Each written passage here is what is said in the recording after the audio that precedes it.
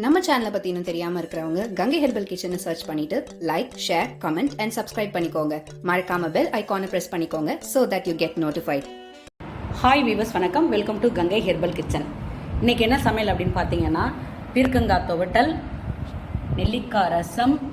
நம்ம வீடியோவில் இருக்குது, நம்ம சேனலில் இருக்குது, செக் பண்ணி பாருங்கள். ரசம் ரெசிபி, வெண்டைக்காய் பொரியல், கேசரி. இதில் வந்து கலர் பவுடர் எதுவும் போடலை, அதனால் ஒயிட்டாக இருக்குது.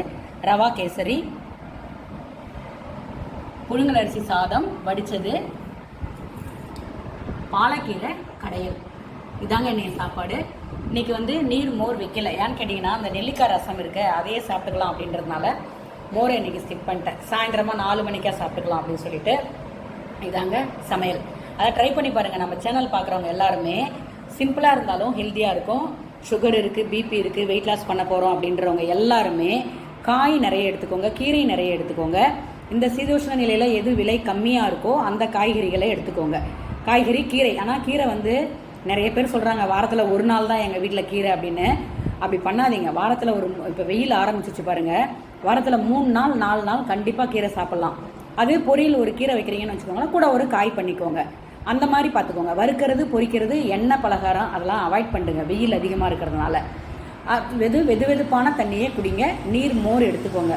சளித்தொல்லை, வீசிங் ப்ராப்ளம் இருக்கிறவங்க மட்டும் மோரை வந்து ஒத்துக்குனா சாப்பிடுங்க. ஏன்னா இது வரைக்கும் ஃபாலோ பண்ணலன்னா நம்ம ஃபாலோ பண்ணி பாருங்கள். ஒத்துக்குச்சுன்னா ஃபாலோ பண்ணுங்கள், இல்லைன்னா ட்ரை பண்ணாதீங்க. சரிங்களா? மற்றவங்க எல்லாருமே சின்ன குழந்தையிலேருந்து பெரியவங்க வரைக்கும் பிபி இருக்குது, சுகர் இருக்குது, வெயிட் லாஸ் பண்ண போகிறோம், ஹெல்த்தியான ஒரு உணவு லைஃப் ஸ்டைலுக்குள்ளே வரப்போகிறோம் அப்படின்றவங்க எல்லாருமே நம்மளோட உணவை ஃபாலோ பண்ணலாம். கண்டிப்பாக நீங்கள் என்ன தான் நோய் இருந்தாலும், மருந்து மாத்திரை எடுத்துக்கிட்டாலும் கூட நம்ம உணவு தான் எல்லாத்துக்குமே காரணம். அந்த உணவை மாற்றினீங்கன்னா படிப்படியாக அதிலேருந்து நீங்கள் வெளியில் வரலாம். மாத்திரை சாப்பிட்டுட்டு இருந்து அந்த மாத்திரை அளவில் இருந்து குறைச்சிக்கிட்டு வரலாம். ஆனால் மருத்துவரோட ஆலோசனைப்படி. ஓகேங்களா? அதாவது உயிரை காப்பாற்றுறதுக்காக நம்ம மெடிசன் எடுத்துக்குவோம், கண்டிப்பாக எடுத்தே ஆகணும். ஓகேங்களா? சிலர் வந்து அலோபதி எடுப்பாங்க, சிலர் சித்தா எடுப்பாங்க, சிலர் ஆயுர்வேதா எடுப்பாங்க, அந்த மாதிரி இருப்பாங்க. அது எல்லாம் எடுக்கும்பொழுதும் உணவை வந்து இதை மாதிரி நீங்கள் ஃபாலோ பண்ணிட்டீங்கன்னா உடல் ஆரோக்கியமாக இருக்கும். ட்ரை பண்ணி பாருங்கள். இது வரைக்கும் நம்ம சேனலை பார்க்கலன்றவங்க ஒரு முறை போய் டைப் பண்ணி பார்த்துட்டு பதிலை சொல்லுங்கள். இது வரைக்கும் ஃபாலோ பண்ண எல்லாருக்குமே செஞ்சு சாப்பிட்டு பார்த்துட்டு நிறைய பேர் பதிவு பண்ணியிருக்காங்க, ஃபோன் பண்ணியும் சொல்லியிருக்காங்க.